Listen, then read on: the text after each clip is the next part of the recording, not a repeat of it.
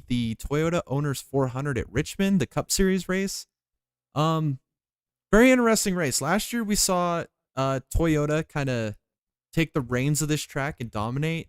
We've seen Truex and Hamlin run really good here. This is like a track that I would expect like a Christopher Bell to run well at, and that's kind of who I'm taking for my favorite. He's really good at short tracks. He just really can maximize the car on tracks where the tires wear fast, heavy braking zones, really high momentum tracks where you have to be patient with the throttle. He's got very high throttle control.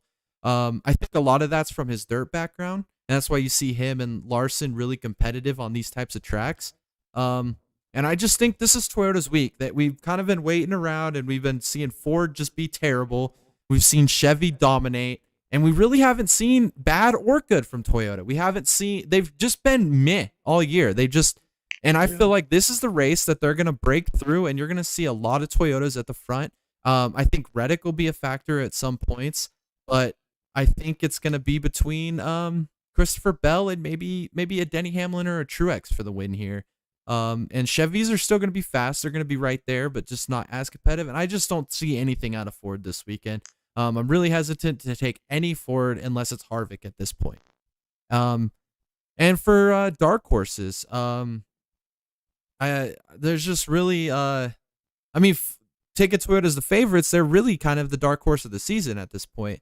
You don't really see a whole lot out of them at any tracks that we've been to.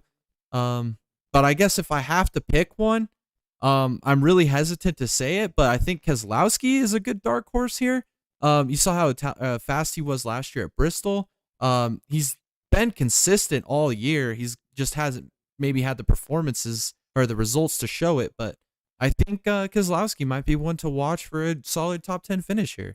And what to expect? I just expect a lot of tire wear, the pace to fall off, and I expect kind of some strategy to be played into the end of this race. And if it's anything like we've seen so far this year, it's going to be one on a green-white checker. So that's what I would expect for this race. What are your thoughts?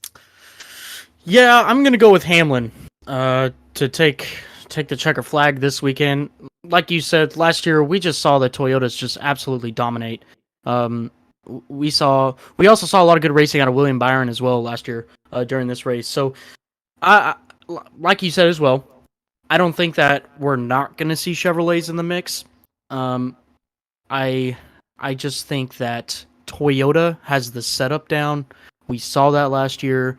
I think we are going to see the 2311 cars up there. Probably not as strong as the Gibbs cars, but they're going to have some good finishes. Hendrick's going to have some good finishes. The William Byron's going to come back.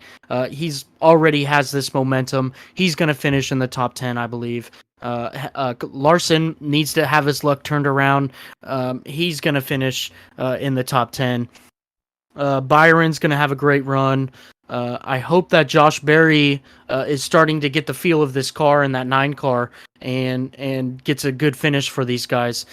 And I just think that Toyota is going to steal the show. Just because of their past performance. I just think that, man, the Toyotas were hard to beat last year. Even Kyle Busch in his dismal season he had last year, man, was he fast at Richmond.